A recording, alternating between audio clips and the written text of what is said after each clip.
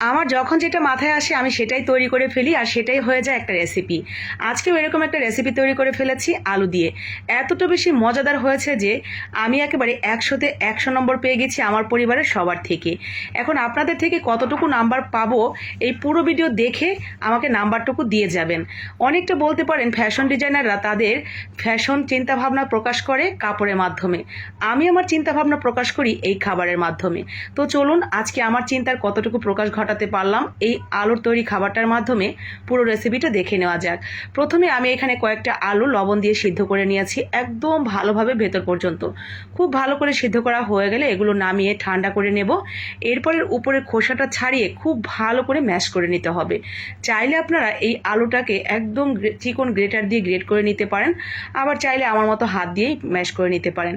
তো যার যেভাবে সুবিধা মনে হবে সেভাবেই সুন্দর করে আলুটাকে ভর্তা ভর্তা করে নেবেন। আলুটা খুব সুন্দর করে মাখানো হয়ে গেলে এর সাথে আমরা অ্যাড করে দিব কর্নফ্লাওয়ার, আটা অথবা ময়দা। আপনার হাতের কাছে এই মুহূর্তে যেটা থাকবে আপনি সেটা দিয়েই তৈরি করতে পারবেন, তবে সবচেয়ে ভালো হবে আপনি যদি ময়দা দিয়ে তৈরি করেন। রাবারি ভাবটা বেশি থাকবে, পানিতে দেওয়ার পর একদমই খুলে যাওয়ার কোনো ভয় থাকবে না। তো আমি এখানে 1 কাপ পরিমাণ ময়দা দিয়ে খুব সুন্দর করে স্বাদ মতো লবণ দিয়ে একটা ডো তৈরি করে নিয়েছি। এরপরে হাতটা ধুয়ে নিয়েছি, হাতে একটু রান্নার তেল নিয়ে নিয়েছি যাতে হাতে চিটচিট করে লেগে না যায়। এরপরে একই সমানভাবে আপনি লেচিগুলো আগে ছিঁড়েও নিতে পারেন অথবা আন্দাজ করে প্রতিবার উঠিয়ে উঠিয়ে লম্বাটে করে একটা শেপ দিয়ে এরপর আমি একটা কাঁটা চামচ দিয়ে মাঝখান থেকে একটু ডিজাইন করে দিয়েছি। ব্যাস এইভাবেই সবগুলো তৈরি করে নিয়েছি। এখন এগুলোকে সিদ্ধ করে নেওয়ার পালা। সিদ্ধ করার জন্য আগে থেকেই পানিটা এরকম উতলানো থাকতে হবে, ঠান্ডা পানিতে দেওয়া যাবে না, তাহলে কিন্তু গলে যাবে। তো একদম উতলানো পানিতে একটা একটা করে ছেড়ে দিবেন। এরপরে দেখবেন সবগুলো ভেসে উপরে উঠে আসবে।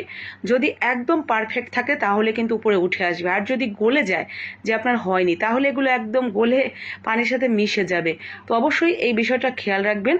আটা, ময়দা অথবা কর্নফ্লাওয়ার এবং পরিমাণে একটু বেশি দিবেন তাহলেই হবে। তো ভালো মতো সিদ্ধ হয়ে গেলে উঠিয়ে আমরা ঠান্ডা পানি দিয়ে ধুয়ে এক সাইডে রেখে দিলাম। আর এইখানে আমি একটা সস তৈরি করে নিচ্ছি। তো সসটা তৈরি করার জন্য আমি এখানে তেলের মধ্যে দিয়ে দিয়েছি রসুন এবং পেঁয়াজ কুচি। রসুন পেঁয়াজটা একটু লাল লাল হয়ে আসলে তার সাথে দিয়ে দিয়েছি এখানে চিলি ফ্লেক্স এবং দিয়ে দিলাম এখন টমেটো সস। সাদা তিল থাকলে কিছুটা দিতে পারেন, সেই ক্ষেত্রে আরও ভালো একটা ফ্লেভার পাবেন। আমার কাছে আজকে ছিল না তাই দিলাম না। তো এরপরে এখানে একটু সয়া সস দিয়ে দিবেন, ধনিয়া পাতা থাকলে সেটাও দিতে পারেন। আর এই সসটা একটু ঝাল ঝাল করে স্পাইসি করে বানানোর চেষ্টা করবেন, খেতে দারুণ লাগবে। তো আমার সসটা রেডি হয়ে গেলে আমি সবগুলো একসাথেই দিয়ে দিয়েছি সসটা উপর দিয়ে ঢেলে, যাতে প্রত্যেকটা যারা খাবো সবাই একসাথে বসে খেয়ে নেওয়া যায়। তো এই তো দেখতেই পাচ্ছেন এটা কতটা বেশি নরম তুলতুলে আর ইয়াম্মি লাগছে। শুধু ইয়াম্মি কি লাগছে, এটা আসলেই জবরদস্ত একটা রেসিপি ছিল। এত বেশি মজাদার, মুখে দিতেই মিলিয়ে যাচ্ছিল, এত বেশি নরম তুলতুলে, সেই সাথে অসম্ভব মজার একটা সস দিয়ে খেতে দারুণ লাগছিল।